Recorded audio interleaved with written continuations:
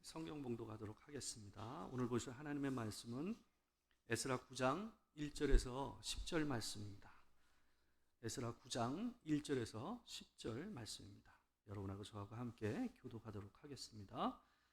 2일 후에 방백들이 내게 나와 이르되 이스라엘 백성과 제사장들과 레위 사람들이 이 땅 백성들에게서 떠나지 아니하고 가나안 사람들과 헷 사람들과 브리스 사람들과 여부스 사람들과 암몬 사람들과 모압 사람들과 애굽 사람들과 아모리 사람들의 가증한 일을 행하여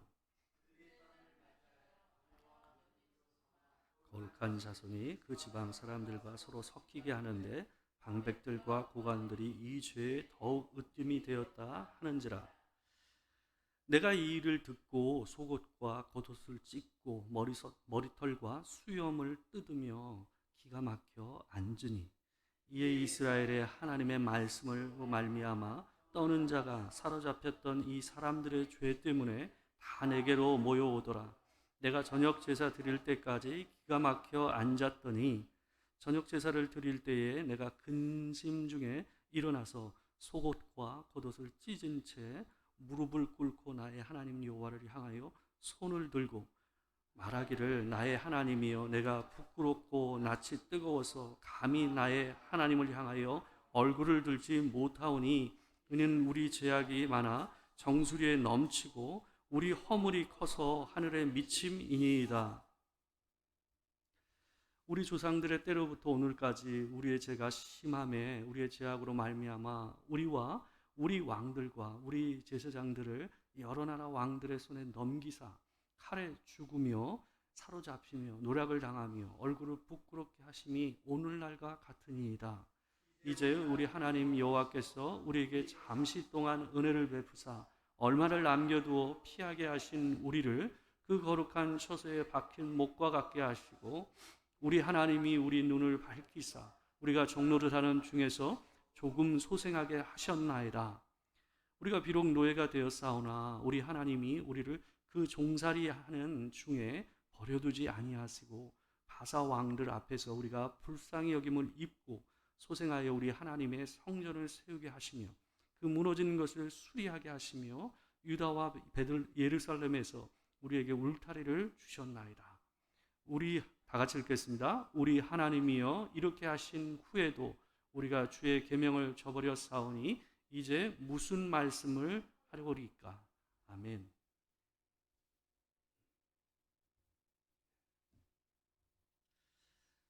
우리 오늘은 에스라서 9장 1절에서 10절 말씀을 가지고 영적인 파레토 법칙, 제가 제목을 좀 바꿨습니다. 영적인 파레토 법칙이라는 제목으로 하나님 말씀을 보도록 하겠습니다.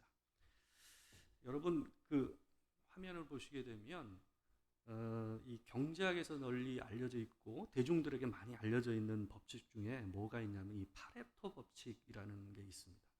이탈리아 경제학자였던 이 빌프레도 파레토라는 사람이 주장한 이 얘기여서 그의 이름을 따서 파레토 법칙이라고 알려져 있습니다.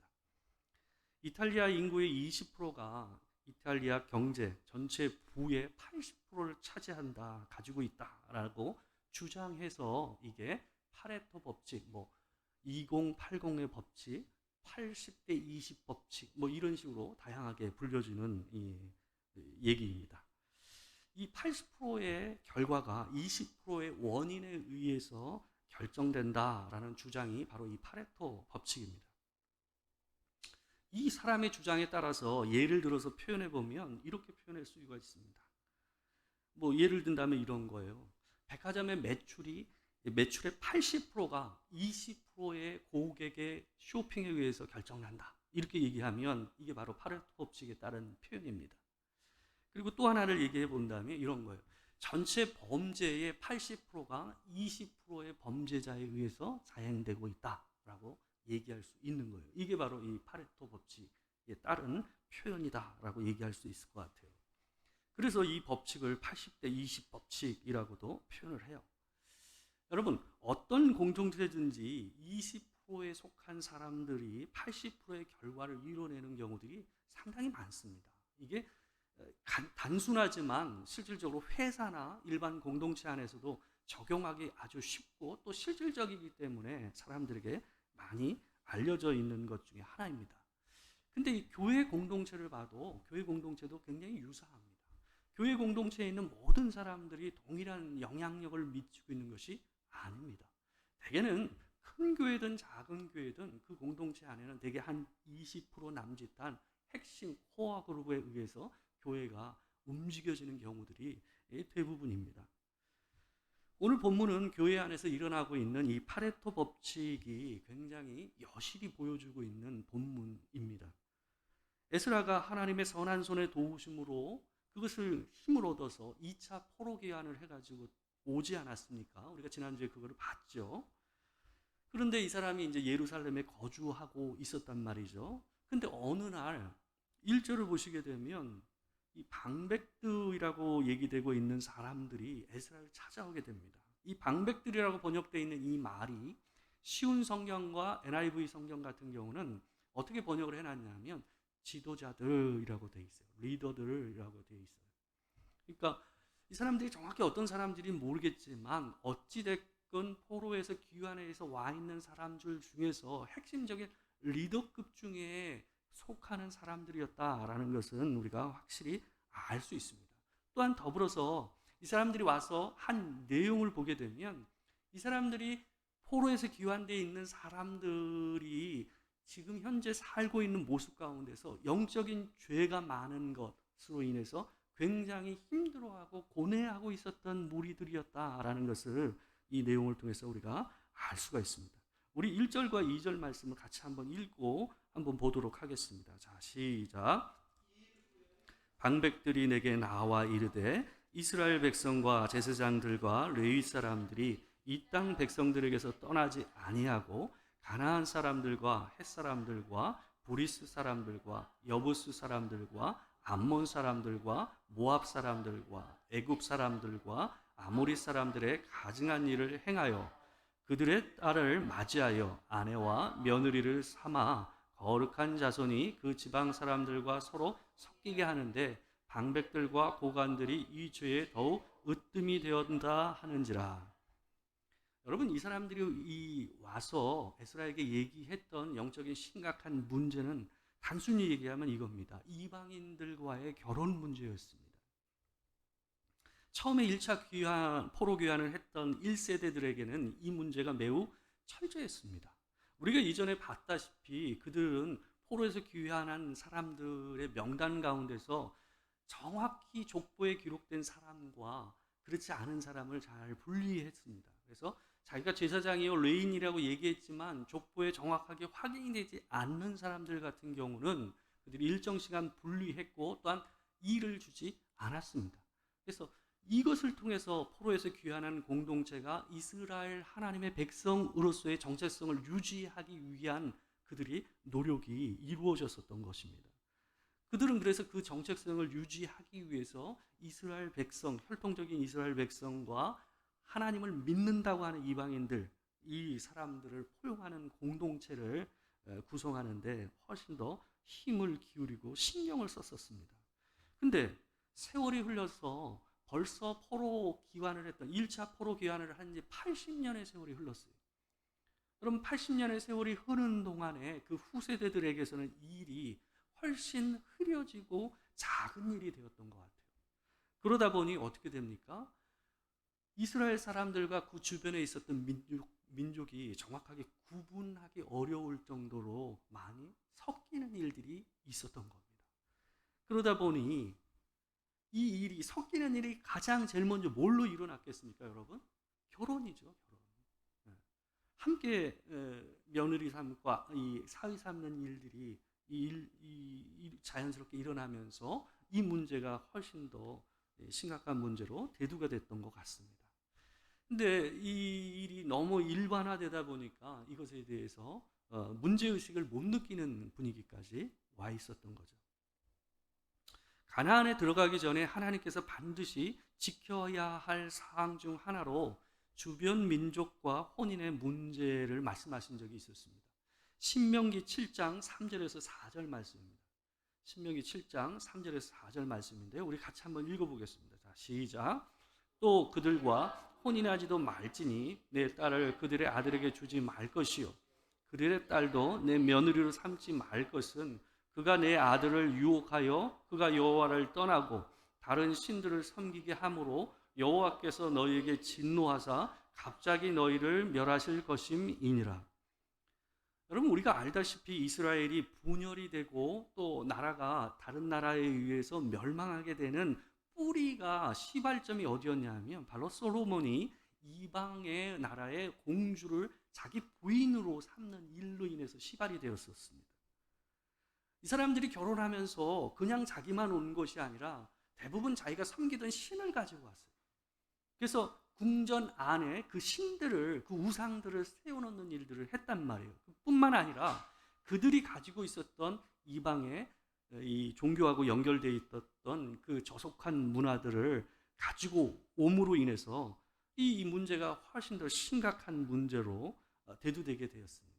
자연스럽게 이스라엘 안에서의 그들의 정체성을 희미하게 만들어지는 이 뭐랄까요, 물을 섞어버려서 희석시켜지는 일들로 결과가 나왔던 것입니다. 여러분, 오늘 본문이 문제 삼고 있는 것은 국제결혼이 아닙니다. 우리 이 본문에서 문제 삼고 있는 것은 뭐냐 하면 믿는다고 하는 사람이 믿지 않는 사람과 결혼하는 것을 쉽게 생각하는 걸 얘기하는 거예요. 여러분, 이스라엘 안에는 개종한 이방인들이 이미 함께 있었어요. 여러분, 출애굽할 때도 어떻게 했습니까? 허다한 잡족들이 같이 나왔어요. 그러니까 이스라엘 공동체라는 공동체 자체는 출애굽 당시부터 이미 뭐 했습니까? 혈통적인 이스라엘만 그 공동체에 있었던 것이 아니었어요. 율법을 보시게 되면 율법 안에도 그들 안에 있었던 이방인과 나그네를 향한 율법의 내용이 함께 포함이 되어 있었어요. 그 말은 무슨 말입니까? 하나님께서 그 공동체 안에 들어와 있고 그들과 함께 거하는 자, 나그네라 할지라도 그들에게도 동일하게 뭘 요구하시는 겁니까? 하나님의 법에, 이 하나님의 공동체의 바운더리 안에 그들을 포괄해서 다루고 있다는 걸 우리가 알 수가 있는 거예요. 그렇기 때문에 인종적인, 민족적인 부분에서의 하나님께서 터부시하는 것이 아니라 그 당시에는 종교와 민족이 너무나도 긴밀하게 연결되어 있단 말이에요. 오늘날과 같지 않았단 말이에요. 그렇기 때문에 가나안에 들어가서 타 민족과 결혼하는 문제가 종교가 바뀌는 문제가 하고 긴밀하게 연결되어 있었기 때문에 하나님께서 이 문제를 아주 심각하게 다루고 있었던 것입니다. 그래서 이 본문을 볼 때 국제결혼이라고 착각하시면 안 됩니다. 실질적으로는 믿음이 있다고 하는 사람이 믿지 않는 사람과 결혼하는 것을 쉽게 여기는 문제, 이 부분을 가지고 심각하게 다루고 있는 거예요. 여러분, 근데 이 문제는 오늘날 우리에게도 그렇게 쉬운 문제가 아닙니다. 우리와 같이 동일한 신앙을 우리 자녀들이 가지고 있다면 모르겠지만 그렇지 않잖아요. 저희 아들도, 저도 아들이 하나 있는데 우리 시우도 솔직히 제가 목사가 아니었다면 우리 시우도 아마 교회를 잘 안 나갔을 거예요. 아빠가 목사이기 때문에 이 아이가 아직 교회를 나가고 있는 거거든요. 아직은 제가 봤을 때는 깊이 있는 신앙을 가지고 있거나 아주 인격적인 신앙을 가지고 있는 것 같지는 않아요. 그렇다면 만약에 우리 아이가 커서, 조금 더 커서 결혼 적령기가 된다고 한다면 이 아이가 믿는 사람을 데려올지 아닐지에 대해서 저도 솔직히 자신할 수가 없단 말이에요. 그렇지 않습니까, 여러분? 그러니까 이런 부분에 있어서 우리 아이가 믿음이 있다고 한다면, 아이가 분명한 신앙을 가지고 있다면 이 문제에 대해서 생각을 해봐야 됩니다. 그러나 그렇지 않다고 한다면 너무 원리적이고 원칙적인 측면에서 이 문제를 다룰 수만은 없다라는 거죠. 왜냐하면 우리 아이도 신앙이 없으니까. 그런 부분에서 생각해 봐야 된다라는 거예요. 여러분, 큰 교회 같은 경우는요, 어떤 경우가 많냐면요, 믿음이 좋은 남자들을 기다리다가 골드미스가 된 믿음 좋은 처녀들이 굉장히 많습니다. 그러니까 큰 교회들은 어떤 문제가 굉장히 심각하냐면 그 처녀 총각들을 시집 장가를 보내는 문제가 교회 청년부에서는 굉장히 심각한 문제입니다. 그래서 어떤 일까지 있냐면 큰 교회들끼리 이 만남의 장을 마련해 주는 일들이 있어요. 저도 그런 일을 했었고 그래서 청년들에게 좋은 이 배필을 공동체 안에서 믿음 있는 이 사람들과 엮어주는 일들을 하는 것이 이 청년 담당하는 목회자한테는 굉장히 중요한 문제일 만큼 이 일은 굉장히 쉬운 일이 아니에요. 그냥 단순히 원칙적으로 딱 잘라서 얘기할 수 있는 부분이 아니다라는 거예요. 근데 오늘 본문에서 지도자들이 에스라에게 와서 한 얘기가 심각했던 것은 어떤 부분이었냐면 단지 이런 일이 일어났다라는 것이 아니에요. 더 심각한 것은 그 일을 주도한 것이 이 백성의 관리들과 지도자들이었다라는 거예요. 여러분, 개역개정판을 보게 되면요, 이 죄에 더욱 으뜸이 되었다라는 표현으로 되어 있어요. 이 백성의 지도자라고 얘기했던 사람들이 이 일에 대해서 이 이방인들과 결혼시키는 일, 자기 자식들을 믿지 않는 이방인 주변 민족과 결혼시키고 며느리로 삼는 일에 있어서 자기가 으뜸이었대요. 근데 여러분, 쉬운 성경과 NIV 성경은 뭐라고 표현되어 있냐면 그것을 이끌었다, 리드했다라고 표현되어 있어요. 그러니까 자기만 하는 것이 아니라 다른 사람을 적극적으로 뭐 한 거예요? 권장하는 꼴이 돼버린 거예요. 그러니까 여러분, 이런 문제가 일어나지 않을 수 없는 건 사실이잖아요. 그죠? 우리 현실 가운데서 일어나니까.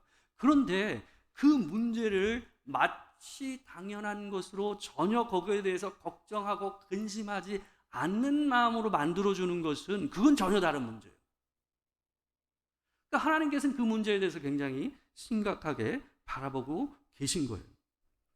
여러분, 80%를 이끌어야 할 20%가 뭘 하고 있는 거예요? 오히려 그 문제를 안 좋은 방향으로 그 80%를 이끌고 있는 아주 이상한 모습을 현장에서 지금 보고 있는 겁니다.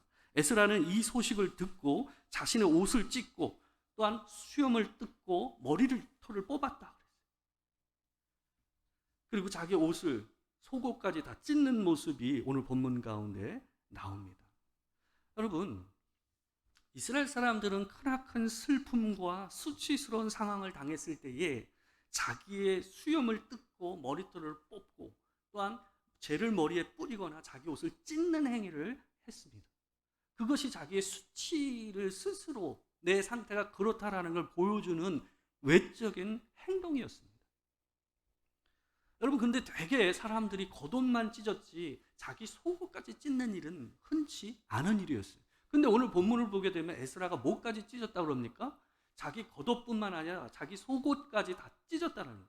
그러니까 자기가 온전히 감춰야 될 부분까지 다 드러날 정도로 온몸이 만신창이가 되도록 자기의 수치를 드러낸 거예요. 왜요? 뭘 보여주는 겁니까? 지금 자기와 함께하고 있는 이 공동체의 영적인 상황이 이 수치가 드러나는 것처럼 자기의 부끄러운 모습이 온전히 드러나는 것처럼 어떻다라는 거예요? 그런 상황이라는 것을 외적으로 자기 스스로가 행동으로 보여주고 있는 거예요. 여러분, 에스라는 제사장이에요. 뿐만 아니라 온 백성의 지도자로 여기 와 있는 사람이에요. 근데 그 모든 사람들 앞에서 자기가 뭐 하고 있는 거예요? 자기 온몸의 옷을 찢고 자기 수염을 뜯어서 보기 싫은 형태를 보여주고 머리털을 쥐어 뜯으며 어떤 모습으로 앉아 있었겠습니까? 여러분, 근데 한 가지 이 본문을 보면서 의문이 생기는 부분이 있습니다. 지금 이 소식을 들을 때 에스라가 귀환한 지 얼마가 됐냐면 약 4개월 정도의 시간이 지난 상황이었습니다. 10장 16절을 보게 되면 얼마의 기간이 지났는지, 포로에서 귀환한 지 얼마의 기간이 지났는지를 보여주는 무슨 월이었다라는 표현이 10장 16절에 나와요. 그것을 계산해 보면 약 4개월이 흘렀다라는 것을 알 수가 있습니다. 근데 여러분, 그 사이에 에스라가 이 이스라엘 백성들 안에서 이런 문제가 횡행하고 있었다라는 것을 몰랐을까요? 또한 뿐만 아니라 에스라에게 지금 이 사람들이 4개월이 지난 이 시점에 지금 와서 에스라에게 이 말을 했던 이 사람들은 이렇게 시간이 지나서 얘기한 이유가 뭐였겠습니까? 여러분, 제가 봤을 때 이것은 에스라는 이미 알고 있었을 가능성이 높습니다. 이미 알고 있었지만 제가 봤을 때 이 사람은 때를 기다린 것 같아요. 자기가 이 문제에 대해서 슬퍼하는 것만큼 이 죄의 문제에 대해서 슬퍼하는 자들이 나와 함께 할 자들이 올 것을 기대하며 기도했던 것 같아요. 그래서 이들이 와서 그에게 이 고백을 할 때에 이 사람은 그때야 비로소 터놓고 그 문제에 대해서 백성들 앞에서 자기의 부끄러움을 드러내면서 우리의 영적인 현실이 이렇다라는 것을 보여주는 것이 아닌가 하는 생각을 해봅니다. 근데 또한 이 사람들은 왜 4개월이 지나서 에스라에게 말을 했을까요? 제가 봤을 때는 이 문제를 가지고 이 사람들은 굉장히 오랜 동안 고민했을 겁니다. 에스라가 없는 시절 때부터 계속해서 이 문제를 가지고 고민을 했을 거예요. 근데 에스라가 왔어요. 근데 이 사람에게 이 얘기를 해도 되는 사람인가를 알아야 될 거 아니에요. 제가 봤을 때는 에스라를 지켜본 것 같아요. 에스라를 지켜보고 이 사람이 그런 얘기를 우리의 얘기에 공감을 하고 이 문제를 심각하게 함께 고민할 수 있는 리더인지에 대해서 바라봤던 거예요. 근데 에스라를 4개월 동안 보니까 어땠던 거예요? 아, 이 사람은 나와 동일하게 하나님 앞에서 이 문제에 대해서 심각하게 생각할 수 있는 영적인 수준이 되는 사람이구나 하는 확신을 하고 이에게 와서 그 얘기를 하게 된 것 같습니다. 여러분, 에스라의 행동은 찾아온 사람들과 다른 이스라엘 사람들을 향해서 자기의 행동으로 뭐 한 거예요? 우리의 현실을, 메시지를 던지고 있는 거예요. 이방 신들을 섬기는 여인들과 결혼하는 일을 아무렇지 않게 여기던 사람들에게 에스라의 이런 행동은 충격이었어요. 그들은 아무렇지 않게 살았는데 에스라는 이것을 이렇게까지 심각한 문제로서 뭐 하는 거예요? 이들 앞에서 행동으로 보여주고 있는 거예요. 여러분, 자신의 신체의 모든 부분이 보일 정도로 자신의 옷을 찢고 수염을 쥐어 뜯고 머리를 뜯으며 그는 주저앉아 있었습니다. 아마도 한참 수시간 동안을 주저앉아 있었던 것 같아요. 왜냐하면 오늘 본문을 보게 되면 이 사람이 저녁 제사를 드릴 때에 비로소 주저앉아 있다가 일어나서 기도했다, 앉아서 기도했다라는 표현이 나오거든요. 여러분, 어떤 사람에게는요, 아무렇지도 않은 것이 어떤 사람에게는 자신의 가슴을 치며 통곡할 만큼 큰 문제인 경우가 있습니다. 여러분, 바람을 피고 배우자가 아닌 사람과 몸을 쉽게 섞으면서 이 여자 저 여자, 이 남자 저 남자 관계를 맺는 사람에게 있어서 여러분, 그것이 부끄러움일까요? 여러분, 그 정도의 일을 하면서 사는 사람에게는 그 일이 부끄러움이 아닙니다. 아마 사람들 앞에서 자기의 그런 것들이 탄로날 때는 이렇게 생각할 가능성이 높습니다. 아유, 재수 없어서 드러났고, 재수 없어서 사람들한테 들통났다라고 생각할 가능성이 높다라는 거예요. 여러분, 거짓말과 거짓으로 무엇을 하는 것이 자기에게 업무요, 그게 일상인 사람한테는 어떨까요? 거짓말이 그 사람에게 수치감으로 올까요? 처음엔 수치심이었겠죠. 근데 그것이 일상인 사람한테는 어떨까요? 더 이상 그것이 부끄러움으로 다가오지 않습니다.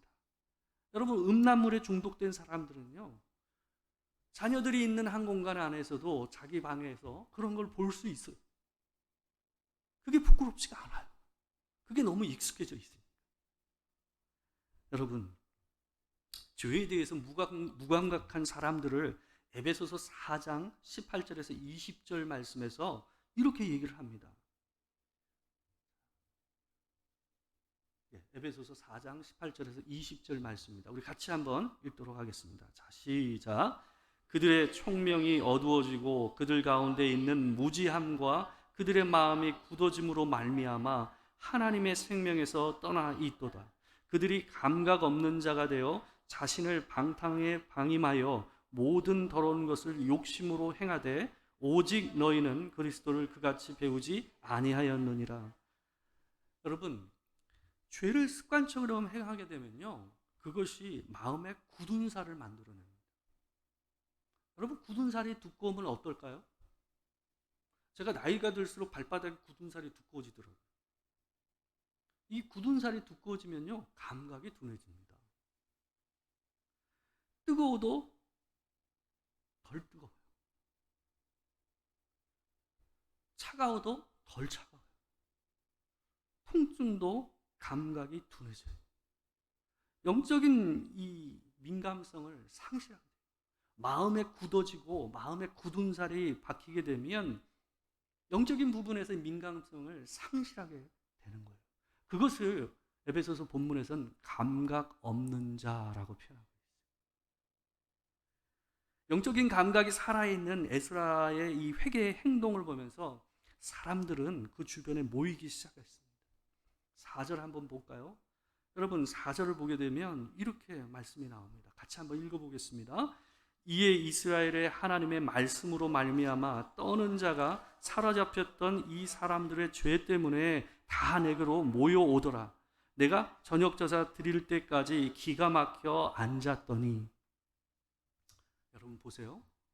이 사람이 그 죄에 대한 아픔을 표현하고 그들 가운데서 이 죄가 얼마나 심각한지를 보여줬을 때에 어떤 일이 일어났습니까? 아직 그들 가운데서 하나님의 말씀으로 말미암아 떠는 마음이 있는 자들이 그 주변에 뭐 하기 시작했습니까? 모이기 시작했다. 여러분, 하나님의 말씀에 대한 떠는 마음이 살아있다는 것은 그 영혼이 살아있다는 증거입니다. 사람이 죄에 익숙해지면 어떻게 해야 돼요? 하나님의 말씀을 들어도 떨리지가 않아요. 무감각해져요. 죄에 대한 민감함이 없어요. 여러분, 그런 사람들이 이 에스라가 이 공동체의 죄를 자기의 죄로 생각하고 하나님 앞에서 고백하며 우리같이 범죄하였다고 고백하는 이 모습을 보면서 뭐 하는 장면이 나와요? 하나둘 그 주변에 모여서 함께 엎드리는 장면이 오늘 본문 가운데서 일어나고 있는 거예요. 여러분,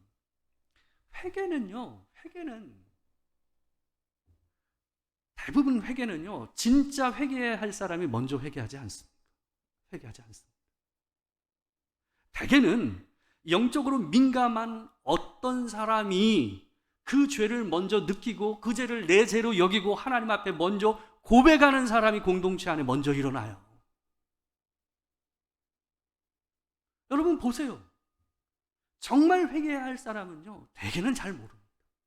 이미 자기는 화인 맞은 양습처럼 둔해져 있기 때문에 그렇습니다.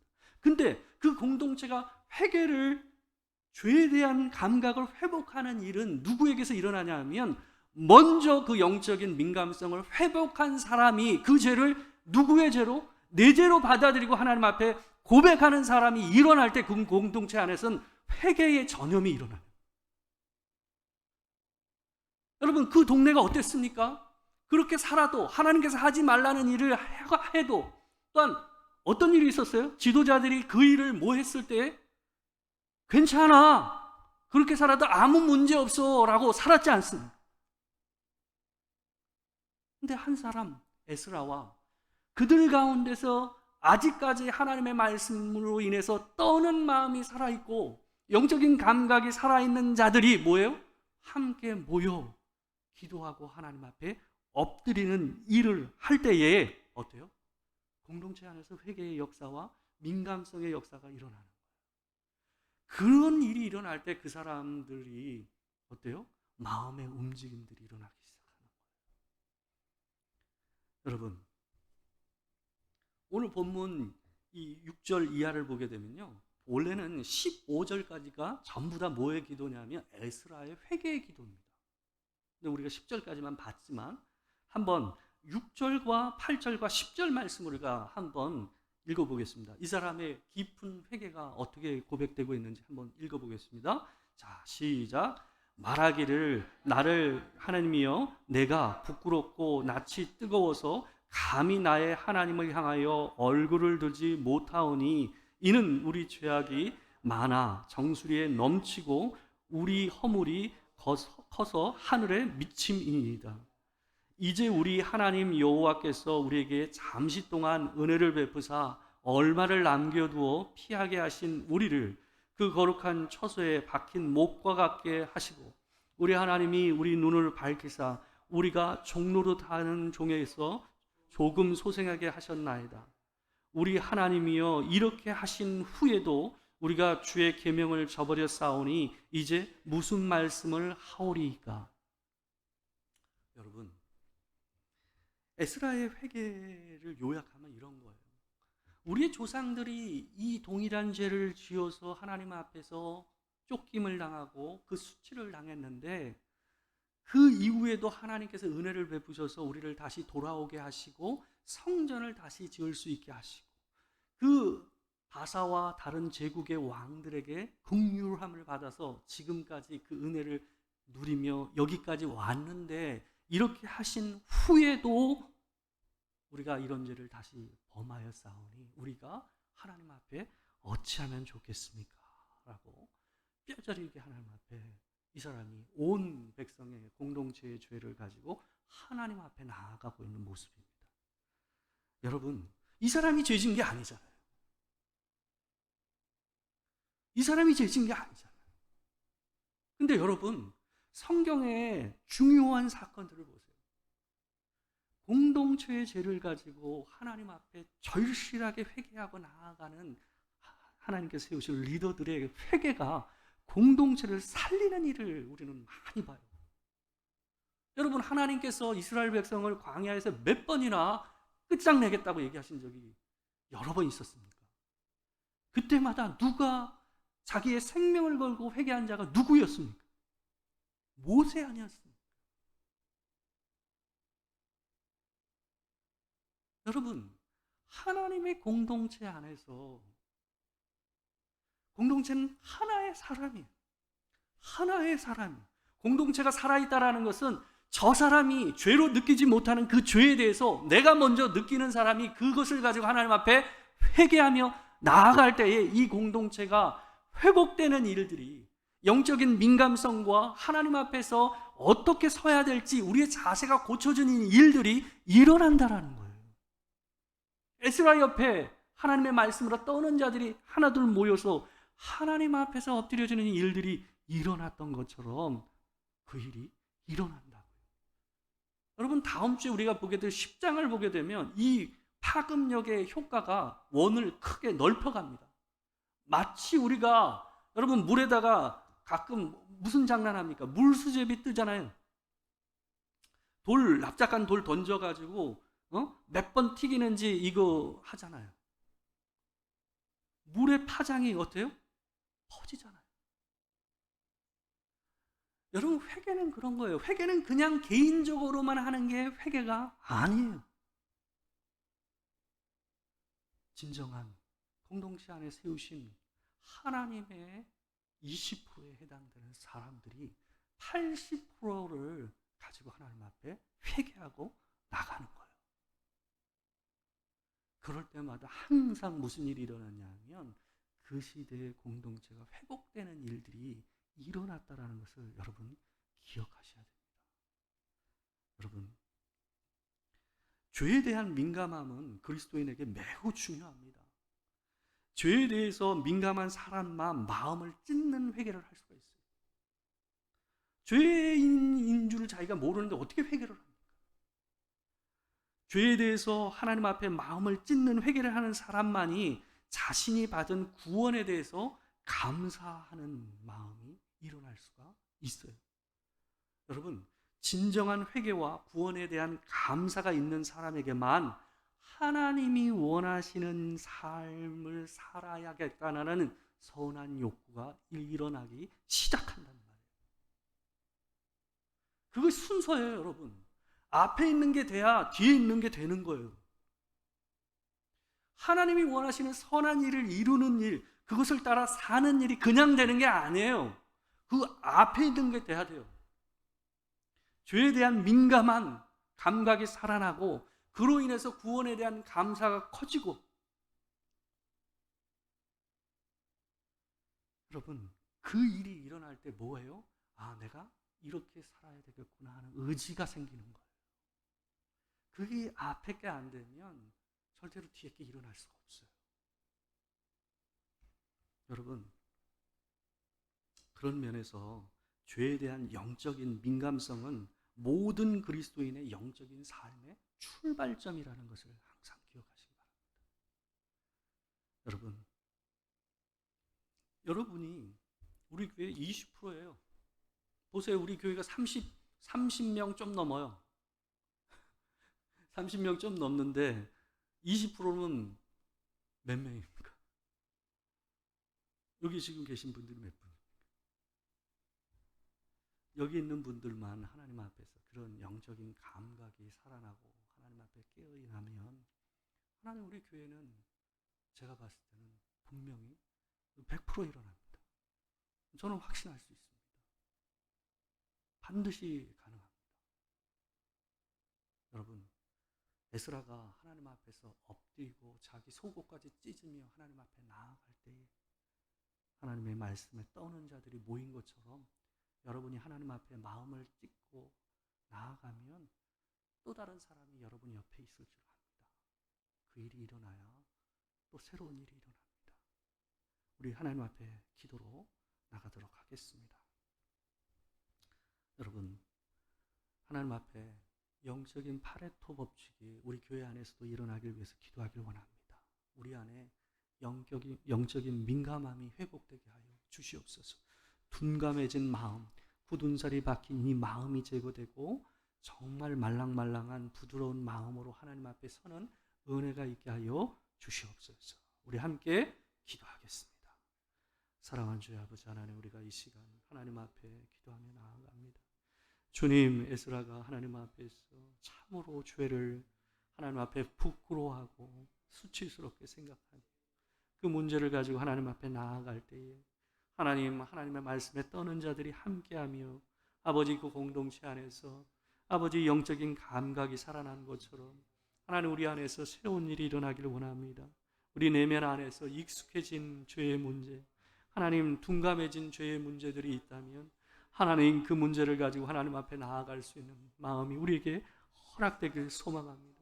주님, 너무 자주 해서 너무 익숙해져서 하나님 우리가 하나님 앞에서 전혀 부끄럽지 않아 하는 것이 있으니까 깨닫는 마음 주시고 하나님 앞에 회개하는 마음 주시고 하나님 앞에 더 붙들고 하나님 앞에 서는 우리가 될 수 있도록 하나님 도와 주시옵소서.